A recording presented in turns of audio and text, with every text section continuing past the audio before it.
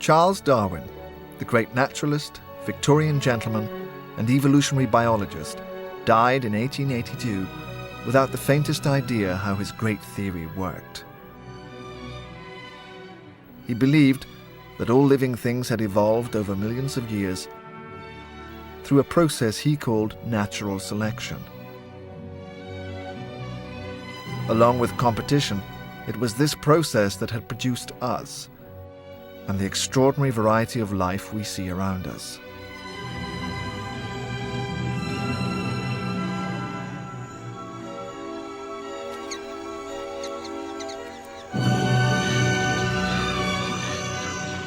But evolution, through natural selection, is all about inheritance, the legacy that one generation passes on to the next. And just how that happened puzzled Darwin to the end of his life. If you read The Origin of Species today, there are a number of surprising things about it. First of all, it's very easy to read. It was, after all, a popular science book. What's most astonishing about it is how up-to-date most of it seems. And that's true for all of it except for one chapter. And that's the chapter on laws of inheritance, which is a complete mess. He has no idea what's going on. He says in The Origin of Species, in one sort of rather doleful passage, nobody can say why a character is sometimes inherited and sometimes not, and why a child will sometimes inherit a character apparently from his grandfather rather than from his parents, why a character misses several generations. Darwin's theory of evolution had been over 20 years in the making, and is still considered to be one of the great ideas of modern science. But by the turn of this century, it was all but discredited. Without a credible mechanism for explaining inheritance, it could be no more than interesting speculation. The key to Darwin's dilemma was, of course, what we now call genetics. Unknown to Darwin, two of his contemporaries had already taken the first steps towards resolving the problem. The 1850s and 1860s were an extraordinary decade. There you have Darwin in his garden at Down, just outside London. You have Mendel in his monastery. And away in a laboratory in Tübingen, you have Friedrich Miescher extracting nucleic acid from pus cells. Now, at first sight, these three things have nothing in common with one another, and yet the three of them represent what a century and plus later has come to be realized the synthetic core of modern biology. Miescher, with a microscope and pus drawn from the wounded of the Franco-Prussian War, identified the molecule we now call DNA. Gregor Mendel, in a monastery in Central Europe, was coming to some remarkable conclusions about inheritance in peas. Darwin's contribution was to provide the big idea, the overall scheme which might explain the complexity of life and how it came to be. Change was at the heart of his theory, gradual changes from one generation to the next, as the fittest and the best adapted survived and prospered, passing on these favoured characteristics. But how were these changes passed down from one generation to the next? He had a kind of mechanism where males and females produced little sort of spores in their blood called gemmules that mixed together as fluids, and the offspring were a kind of average of their parents. It was a sort of blending idea. At first, it didn't seem to him much of a problem. It was wrong, of course. Because let's imagine that one of the parents had some advantageous character, favoured by natural selection. Well, if that was passed on by dilution, then it would be just diluted out of existence over the next several generations. And that means that Darwin's machinery wouldn't work. Uncovering the machinery of inheritance would take more than 100 years. It's a story of big ideas and laboriously detailed investigation, and a story of competition between scientific ideas, a notion that might have intrigued Darwin, who made competition the cornerstone of our understanding of evolution, and a contest that he was by no means always tipped to win. It's a very odd story, because Mendel's work was rediscovered around about 1900 independently by several different people. There's no question now that it's right, essentially. But it was initially treated not as a sort of a support for Darwinism, but actually as an alternative explanation of evolution to Darwinism.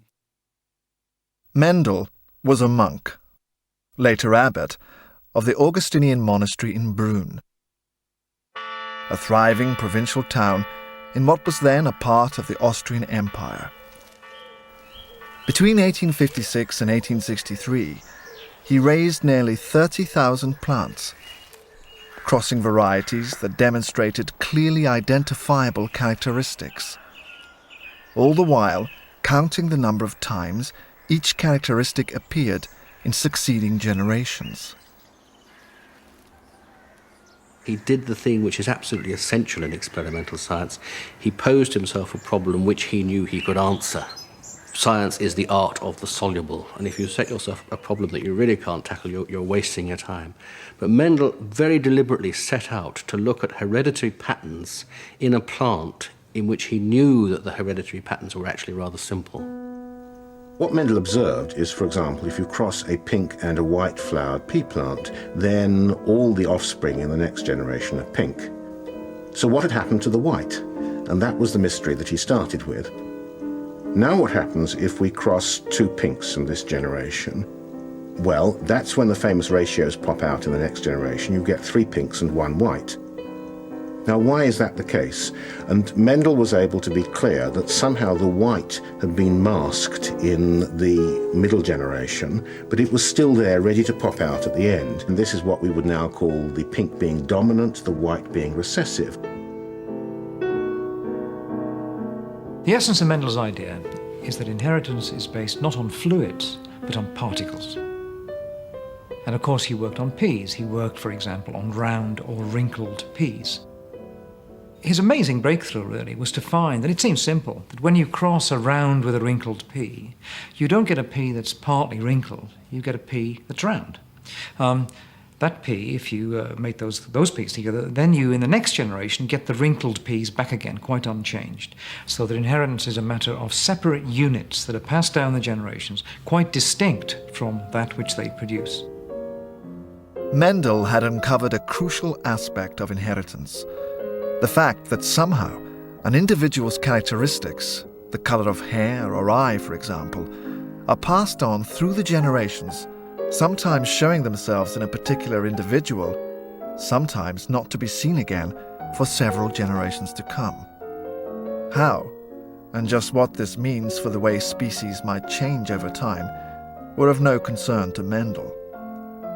But for Darwin, an understanding of the way inheritance works was critical. Darwin's great idea of evolution by natural selection starts with 2 fundamental ideas, really. One is that like begets like. In other words, human beings have human children and horses have horsey children. And furthermore, big horses tend to have big foals and little horses have little foals. Like begets like. On the other hand, despite that, there is variation. Even peas in a pod are all very, very slightly different. Because you have variation, you have the possibility of selection. Some in any one environment are bound to fare better than others. The ones that fare better will be the ones that survive, the others go to the wall. What Darwin has to explain in order that evolution by means of natural selection can actually work is why, on the one hand, like begets like, but why, on the other hand, all the creatures, all the offspring of any given couple are actually varied.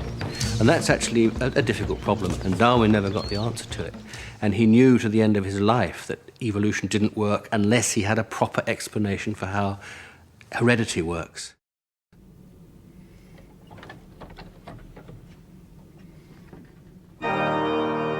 But Darwin's genius had been to ask the difficult questions about the complexities of biological change.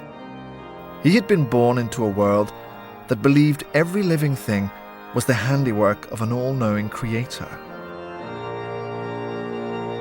How else could you account for the wonderful complexity of life? Or for the fact that each creature is so marvelously adapted to the environment in which it lives? Any other explanation was too improbable for words. But Darwin was trying to unravel the improbable, to discover natural laws that would explain the world around us. Mount Improbable, Richard Dawkins has called it.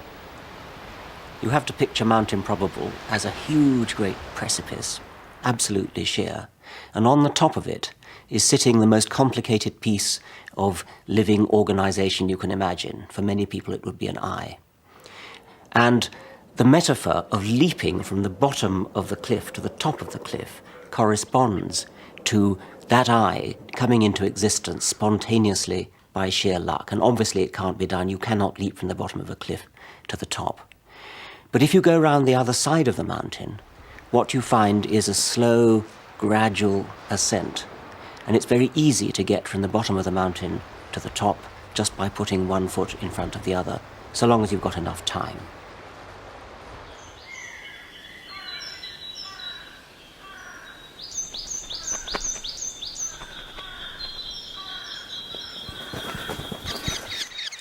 This idea that life could evolve slowly but surely through natural selection into the complex forms we know today is as powerful now as it was 150 years ago. So how was it that Darwin got into such a muddle when he tried to understand the way inheritance might work? Imagine the young Charles Darwin, 22 years old, and off on the adventure of a lifetime as naturalist on the Beagle. It was from this experience that his ideas began to take form. During those 5 years in which he quite literally travelled the world, he was confronted with the overwhelming variety of nature, of new species undreamed of.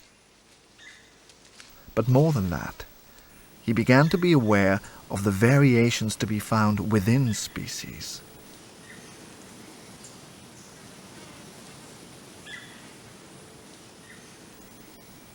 His attempts to explain the nature of this variation and its causes and consequences were to occupy him for the rest of his life. On the Galapagos, a group of islands some 500 miles to the west of Ecuador, he came across his famous finches, though at the time he didn't realize that they were all finches at all. Well, I think Darwin must have found it extremely confusing.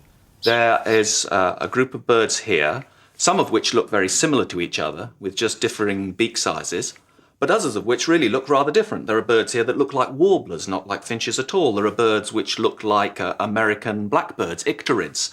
So I think initially Darwin really wouldn't have appreciated that there was a large number of closely related forms at all.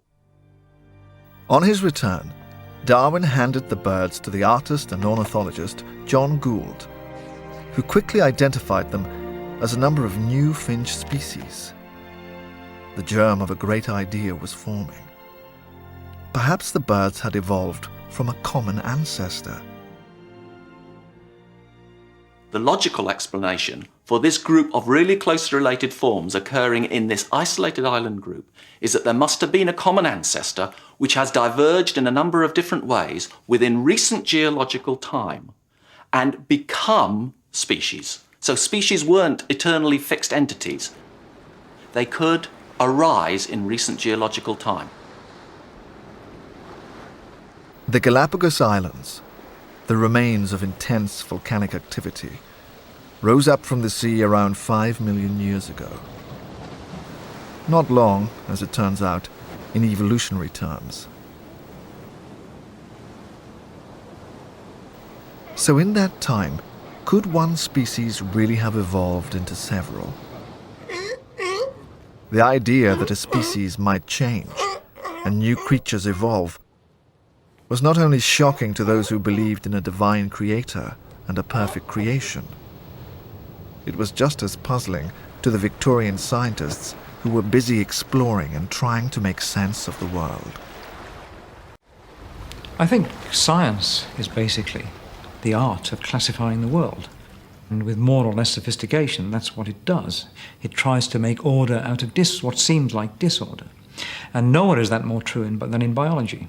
There are millions and millions of different kinds of creatures around, and it's a perfectly natural human instinct, like stamp collecting, to put them into categories. The Swedish biologist Linnaeus had come up with a mechanism for classifying them, which was basically completely arbitrary. It was a two-stage mechanism. You put them into large groups called genera and smaller groups called species, and it worked pretty well. However, what very quickly became obvious, and it was obvious to Darwin, that this wasn't like stamp collecting. You've got the one anthropony Tristan da Cunha 1952 black, or you don't. There are no intermediates. In evolution, there are intermediates, and that really is what concentrated Darwin's mind most of all. If life is classified, why isn't it easily classified? Why are the edges blurred? And he came to the idea that maybe the edges are blurred because species aren't absolute. They can change from one into the next. But these variations, the blurring at the edges between one individual and another, seem to be made up of subtle differences. Slight variations in the size of the head, color, or shape of a wing. These seemingly continuous variations were very much at odds with the discrete changes that Mendel had observed. But Darwin was himself a great observer. He knew that the extraordinary variety that pigeon fanciers produced had all been achieved gradually. Breeders selecting the birds they wanted to mate together by paying detailed attention to the characteristics they wanted to emphasize, culling those in which those features were less developed. This rather draconian artificial selection acting to nudge these creatures on to yet more fantastic forms. But how? What was the mechanism? Careful measurements of variations between parents and offspring showed slight changes, changes that you could trace through the generations. So it's not difficult to see why he began to think of inheritance as a sort of blending of different characteristics. Nor is it difficult to see the problems inherent in the idea. If it were the case that heredity really was a kind of mixing of two fluids, so that the offspring was always exactly intermediate between the parents as far as its genetic constitution was concerned, then it's fairly easy to see that the result of continuous interbreeding is that everybody becomes alike. Then you can't have evolution. And Darwin, when he realized this, was, I think, pretty disturbed about it. What Mendel showed was that the genetic instructions are separate from what they make. And what we do to ourselves in terms of, let's say, sawing our feet off or being circumcised or whatever you like, makes no difference to the genes. So that separation of agent and product is what was central to Mendel's work. And Darwin had never really grasped that. He always thought that the attributes of the animals themselves, their bodies, their thoughts, their habits, were passed on to the next generation. That isn't true. Their genes are. So whatever it is that specifies a feature of a living thing remains in some way distinct, separate from what gets made. Sometimes appearing in one generation, sometimes not to be seen for several to come. Add to this the occasional mutation that might produce some useful attribute, and you have a reasonable account of how species vary, change, and develop. When the full significance of this sunk in, it seemed that all Darwin's speculation about competition and natural selection had been fruitless. Couldn't evolutionary change be better explained by Mendelian genetics?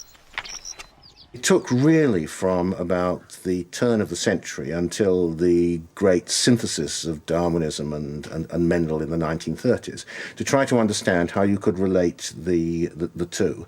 And what the new synthesis did, the modern synthesis did in the 1930s, was it showed, I think fundamentally, that Mendelian genetics could provide the basis for evolutionary change. The key to the modern synthesis lay in the realization that genes actually work in very complex ways. For although Mendel had deliberately worked with simple characteristics, the color of the pea flower or the shape of its seeds, he knew that this convenient simplification would become more difficult as we tried to understand the laws of inheritance more widely. The key to the answer to it is, in fact, in Mendel's paper, that most characters actually involve lots and lots and lots of genes. They are, in fact, polygenic. And you can add another little complication to that, that most genes actually have more than one effect. In other words, they're pleiotropic. And if you say that a human being has 100,000 genes and that God knows how many characters, as many as you care to count, then you can see that in real life the complexities are enormous, and in real life you can get gradual changes, just as Darwin said. I think our current understanding of inheritance, to put it rather flippantly, is that Mendel was right, but life in fact is much more complicated than that. Nobody denies the basic fact of Mendelism, and the great triumph of molecular biology is to turn the sort of intellectual construct of Mendel about these particles, and he had no interest in what they were and where they might be found, to turn that into a real and rather tedious chemical called DNA. By the 1930s, the ideas of Mendel and Darwin had been brought together in what's known as the modern synthesis, a comprehensive theory of inheritance and evolution. The missing piece of the puzzle was an understanding of the physical mechanism through which all this worked. Enter the third of those crucial figures working in the middle of the last century, the chemist Friedrich Miescher. Working with white blood cells taken from the bandages of casualties of the Franco-Prussian War, he was the first to identify what we now know as DNA, and the first to speculate that these large molecules might have something to do with the way in which inheritance gets handed on through the generations. Hindsight would mark Dr. Miescher as a rather clever man. I was taught genetics in the first year of university course in 1945, and there was no DNA. DNA existed, it was known to exist, but it was thought of as a kind of skeletal material which held the chromosomes together, and the genes were thought probably to be made of protein. Nobody really knew.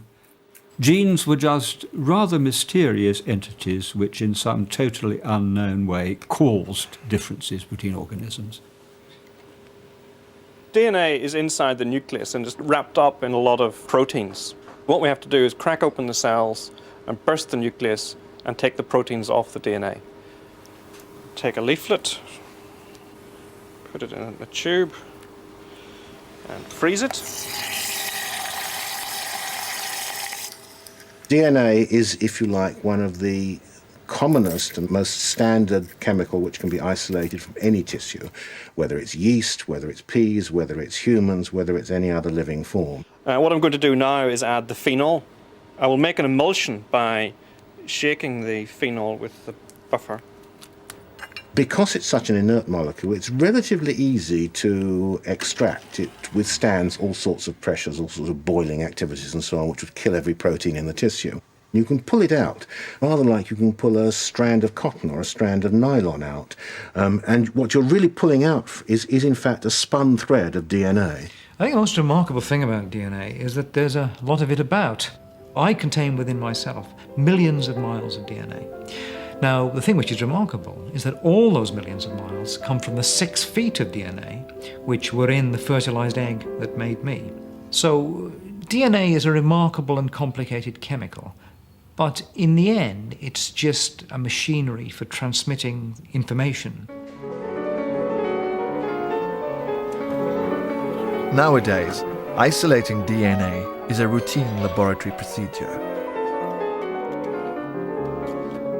But understanding its structure and the way it provides the physical mechanism through which evolution occurs has been the single most important discovery in the lifetimes of most biologists working today.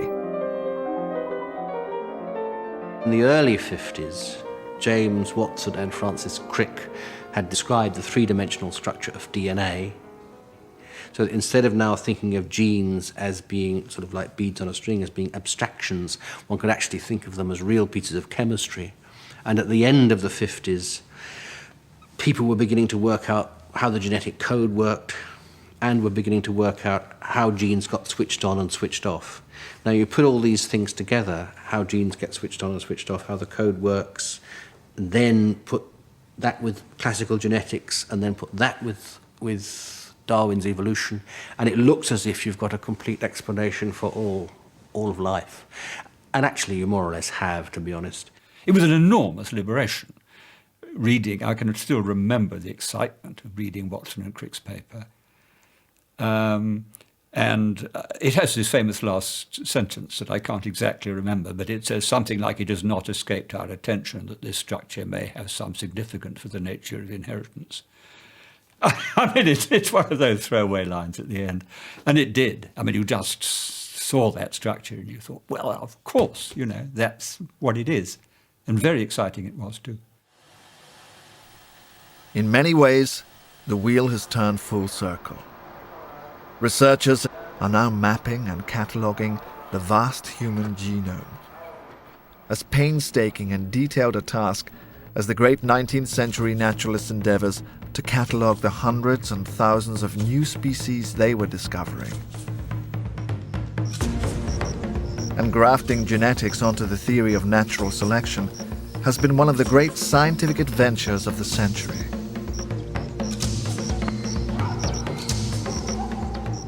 The insights of Darwin and Mendel have been reconciled, and along with our growing understanding of the mechanisms of inheritance, lie at the heart of modern biology.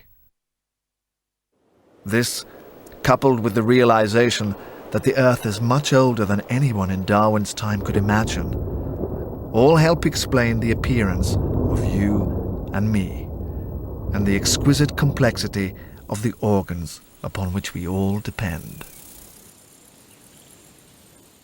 Evolutionary time is immense, starting from a very, very simple proto-eye.